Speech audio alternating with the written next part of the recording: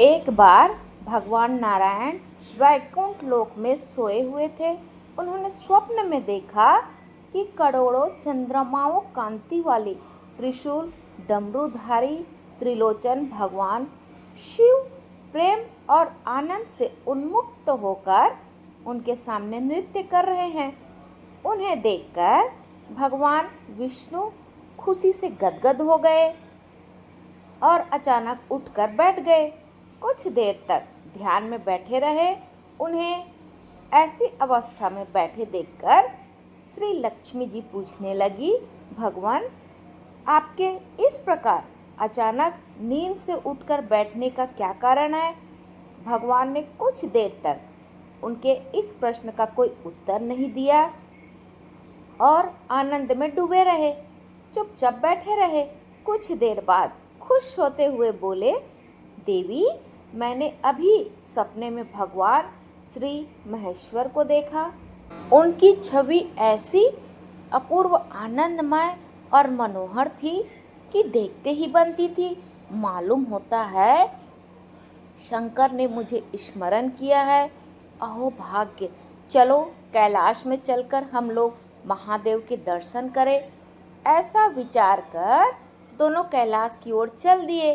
भगवान शिव के दर्शन के लिए कैलाश मार्ग पर आधी दूर गए ही होंगे कि देखते हैं भगवान शंकर खुद गिरजा के साथ उनकी ओर चले आ रहे हैं। अब भगवान के आनंद का ठिकाना ही नहीं रहा, मानो घर बैठे धन मिल गया हो। पास आते ही दोनों एक दूसरे से बड़े प्रेम से मिले। ऐसा लगा मानो प्रेम और आनंद का समुद्र उमड़ पड़ा हो। एक दूसरे को देखकर दोनों के नेत्रों से आंसू बहने लगे और शरीर पुलकायमान हो गया।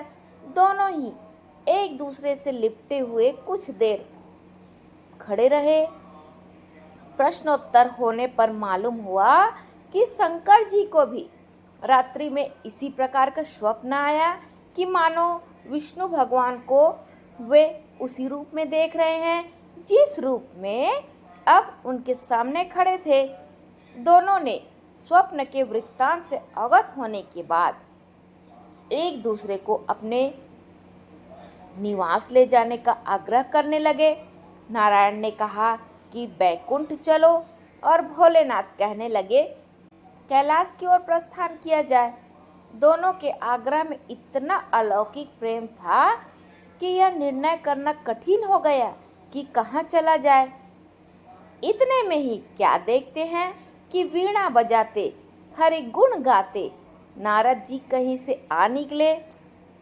बस फिर क्या था, लगे दोनों उनसे निर्णय कराने की कि कहाँ चला जाए। बेचारे नारद जी तो स्वयं परेशान थे।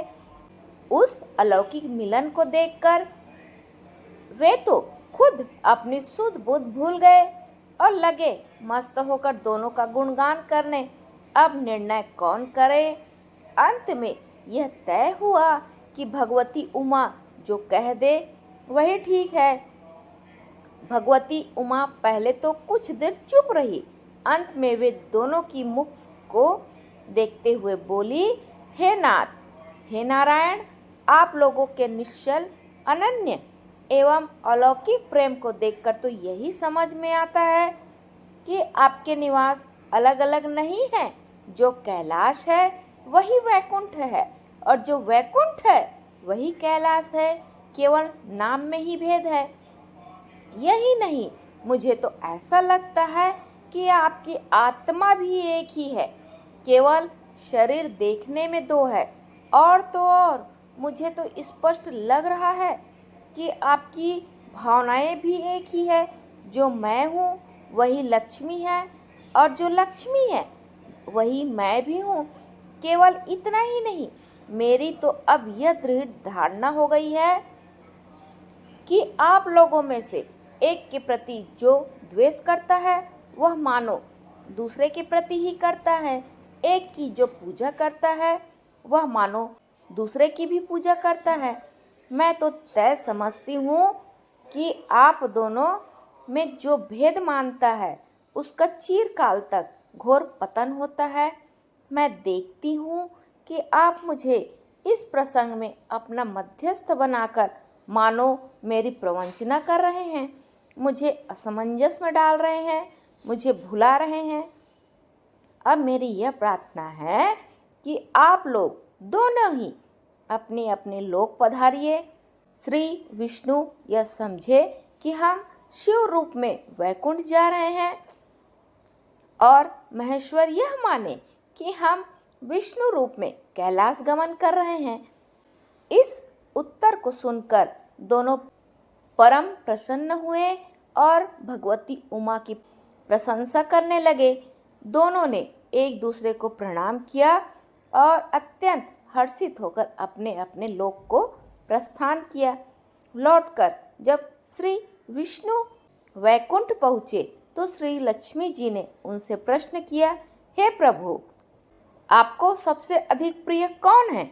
भगवान बोले, प्रिय, मेरे प्रियतम केवल श्री शंकर है। देहधारियों को अपने देह की भांति वे मुझे अकारण ही प्रिय हैं। एक बार मैं और श्री शंकर दोनों पृथ्वी पर घूमने निकले। मैं अपने प्रियतम की खोज में इस आशय से निकला कि मेरी ही तरह जो अपने प्रियतम की खोज में देश देशांतर में भटक रहा होगा वही मुझे अकारण प्रिय होगा। थोड़ी देर बाद मेरी श्री शंकर जी से भेंट हो गई। वास्तव में मैं ही जनार्दन हूँ और मैं ही महादेव हूँ। अलग अलग दो घड़ों में रखे हुए जल की भांति मुझ में और उनमें कोई अंतर नहीं है। शंकर जी के अतिरिक्त शिव की चर्चा करने वाला शिव भक्त भी मुझे अत्यंत प्रिय है। इसके विपरीत जो शिव की पूजा नहीं करते वे मुझे कदापि प्रिय नहीं हो सकते। इस तरह जो शिव की पूजा करता है वह वैकुंठवासी विष्णु को भी स्वीकार है और जो श्री विष्णु की वंदना करता है वह त्रिपुरारी को भी मना लेता है।